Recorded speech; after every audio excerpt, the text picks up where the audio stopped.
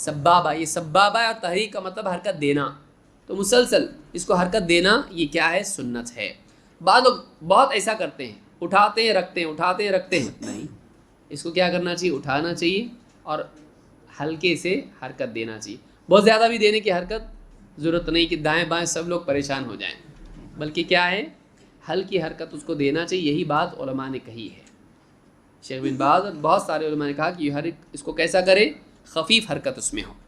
While ابن حجر رضی اللہ عنہ کہتے ہیں قلت لانظرن الی صلاۃ رسول اللہ صلی اللہ علیہ وسلم کیف یصلی، میں نے کہا میں ضرور دیکھوں گا اللہ کے رسول صلی اللہ علیہ وسلم کو کہ آپ کیسے نماز پڑھتے ہیں۔ فنظرت الیہ، تو میں نے غور سے آپ کو دیکھا۔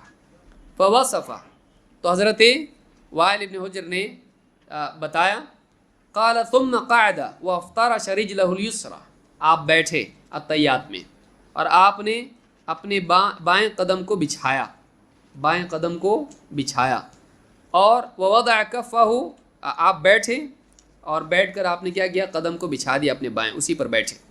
ووضع کفہ الیسری علی فخذہ ورکبتہ الیسری، اور آپ نے اپنی ہتھیلی اس کو بائیں ران اور گھٹنے پر رکھا، بائیں ران پر اور گھٹنے پر، بائیں گھٹنے پر رکھا۔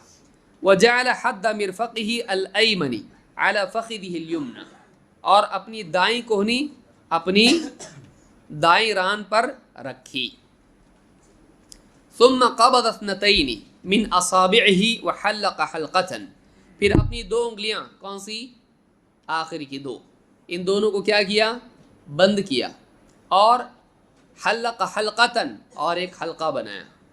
سمجھ میں آیا؟ یہ دو بند، حلقہ، یہ سرکل، اس طرح سے حلقہ بنایا، اور کیا کیا؟ ثم رفع اصبعہ، ثم رفع اصبعہ، پھر آپ نے اپنی انگلی اٹھائی، تو یہ دو بند، یہ حلقہ، بچا کون؟ سبابہ، آپ نے انگلی اٹھائی۔ فرأیتہ یحرکها یدعو بها، تو میں نے دیکھا کہ آپ اس کو حرکت دے رہے ہیں اور دعا کر رہے ہیں، یعنی دعا کے ساتھ اس کی تحریک تھی۔ تو بعض لوگ کہتے ہیں کہ وہی تو حرکت تھی، اٹھایا نا، اٹھایا، اشہد ان لا الہ الا اللہ، اس کی کوئی دلیل نہیں ہے۔